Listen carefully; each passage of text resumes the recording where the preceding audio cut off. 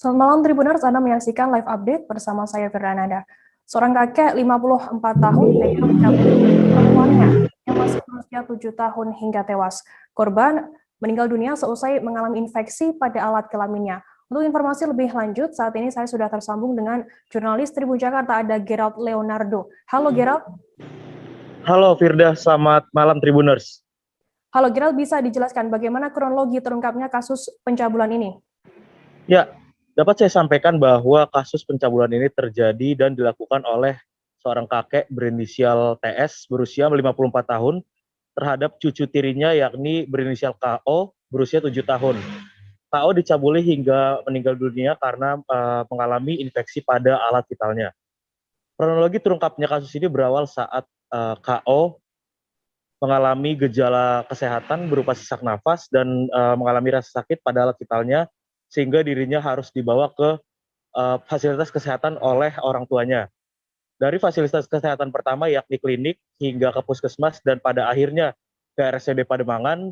RSUD Pademangan KO diperiksa dan fasilitas kesehatan tersebut tidak bisa menentukan apa penyakit yang diderita oleh KO.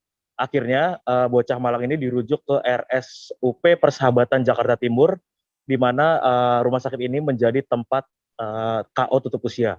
Nah, di rumah sakit tersebut awalnya dokter sempat menduga bahwa KO mengalami terjangkit virus corona. Namun hasil tes cepat yang menyatakan bahwa KO telah negatif membuat dokter akhirnya melihat kondisi jenazah KO yang ternyata mengalami kejanggalan.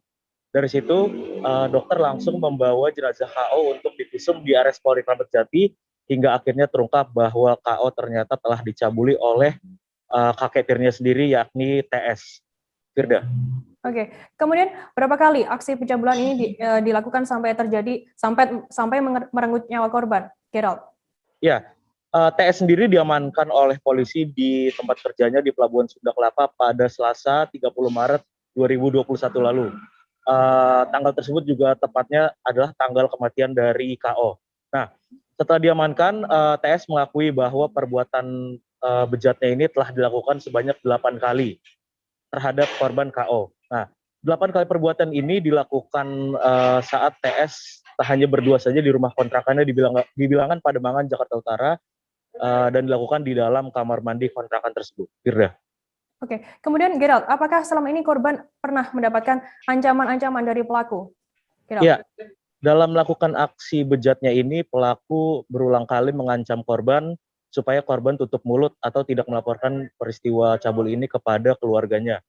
Ancaman yang dilakukan oleh kakek tiri bejat ini ialah ia mengancam akan membunuh anggota keluarga dari KO apabila KO buka suara terkait kasus pencabulan ini. Firda.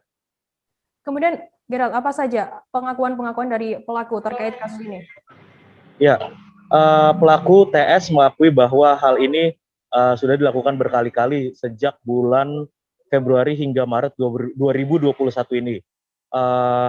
Ia mengaku memang sehari-harinya ditugaskan untuk memandikan korban selama istri dari pelaku ini atau yang juga nenek dari korban pergi bekerja sebagai asisten rumah tangga di rumah orang lain.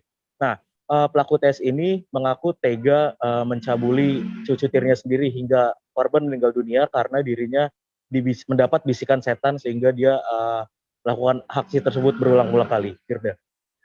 Kemudian Gerald, terkait sosok dari TS sendiri, bagaimana sosok pelaku dalam kehidupan sehari-hari? Ya, pelaku ini dikenal memang sebagai pribadi yang temperamen gitu. Artinya dia memang sering memarahi istrinya, dia juga sering mengancam korban. Dan TS ini juga dikenal sebagai pribadi yang tertutup. Dia jarang bersosialisasi dengan tetangga di sekitar rumahnya. Firda.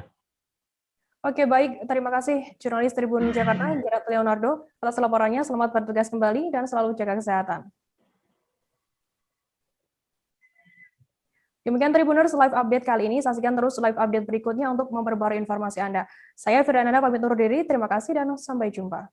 Jangan lupa like, subscribe, dan share ya.